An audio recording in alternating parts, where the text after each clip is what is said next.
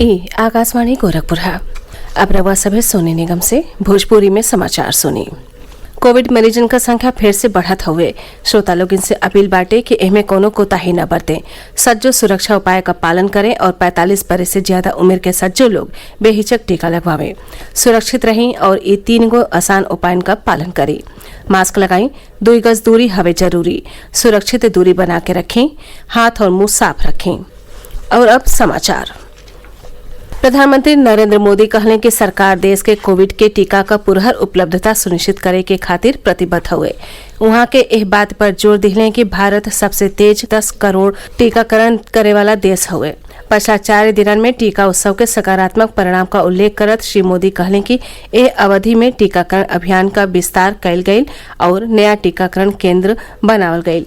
उपराष्ट्रपति के मौजूदगी में प्रधानमंत्री कोरोना महामारी के सामना करे के लेके राज्यपालन और उपराज्यपालन के साथे वीडियो कॉन्फ्रेंस के जरिए से चर्चा में ये बात कहली। पिछले वर्ष कोरोना से लड़ने में नागरिकों के योगदान की सराहना करते हुए प्रधानमंत्री ने कहा कि जन भागीदारी की इस भावना को अभी भी प्रोत्साहित करने की आवश्यकता है। उन्होंने कहा कि सभी सामुदायिक संगठनों, राजनीतिक दलों, गैर सरकारी संगठनों और सामाजिक संस्थाओं की संयुक्त शक्ति का फायदा उठाने की आवश्यकता है। प्रधानमंत्री ने सुझाव दिया कि महामारी के सूक्ष्म नियंत्रण में सामाजिक संस्थाओं का निर्बाध सहयोग सुनिश्चित करने में राज्यपाल सक्रिय तौर पर कार्य कर सकते हैं। उन्होंने कहा कि सामाजिक संस्थाओं का सामाजिक नेटवर्क अस्पतालों में एम्बुलेंस, वेंटिलेटर और ऑक्सीजन की क्षमता में वृद्धि सुनिश्चित करने में मदद कर सकता है।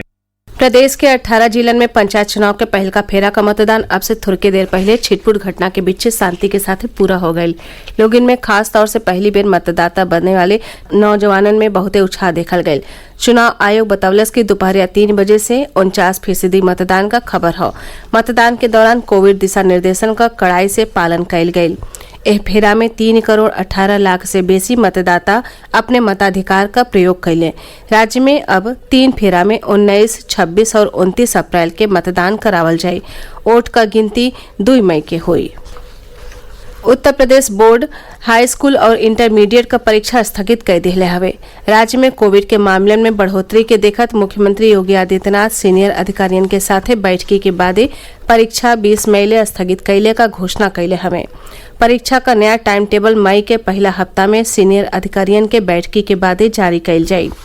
राज्य में 1ली से 12वीं कक्षा ले सज्जो स्कूल 15 मई ले बंद रही हैं। प्रदेश में विद्यार्थियों के माता पिता और अभिभावकन के कई गो संगठन कोविड महामारी के मामले में बढ़ोतरी के देखत बोर्ड परीक्षा स्थगित कैले का मांग करत रहले। राज्य में 56 लाख से बेसी विद्यार्थी 10वीं और 12वीं के बोर्ड परीक्षा में बैठे वाले रहले। प्रदेश में कोरोना संक्रमण के मामलन में लगातार बढ़ोतरी हो रहा हवे। पिछला 24 घंटा में राज्य में कोरोना संक्रमण का 22,439 नया मामला आयल हो। प्रदेश में 1,29,848 कोरोना का सक्रिय मामला हवे। पिछला 24 घंटा में 4,222 लोग ठीक भइल हवे। अब कुल ठीक भइले का संख्या 6,27,032 हवे। काल ही एक दिन में 2,06,517 कोविड नमूनन का जांच भइल और अब ले प्रदेश में कुल 3,75,90,753 कोविड नमूनन का जांच कैल जा चुकल हवे। केंद्रीय कृषि मंत्रालय 6 राज्यन के 100 गांवन में प्रायोगिक परियोजना बदे माइक्रोसॉफ्ट के साथे समझौता ज्ञापन पर हस्ताक्षर कैले हवे। एह परियोजना के जरिए चुनल गयल गांवन में किसानन के बेहतरी खातिर कई गो कार्य कैल जाइ हैं, जैसे उनके आमदनी में बढ़ोतरी हुई। ऐसे किसानन के लागत मूल्यन में कमी आई और खेती बाड़ी आसान हुई। ये राज्य हमें उत्तर प्रदेश, मध्य प्रदेश, गुजरात, हरियाणा, राजस्थान और आंध्र प्रदेश। फसलन की कटाई के बाद का प्रबंधन और वितरण के लेके उन्नत आ सुव्यवस्थित खेती बाड़ी बदे माइक्रोसॉफ्ट किसान इंटरफेस विकसित करी। इस मौका पर केंद्रीय कृषि मंत्री नरेंद्र सिंह तोमर कहले कि डिजिटल कृषि के बारे में प्रधानमंत्री नरेंद्र मोदी का परिकल्पना अब आकार लेवे लागल बाटे। वहां के कहले कि 2014 में प्रधानमंत्री का पद संभालने के बाद से श्री मोदी किसानन का आमदनी बढ़ावे खातिर कृषि क्षेत्र में आधुनिक तकनीक के इस्तेमाल पर जोर दिखले रहले।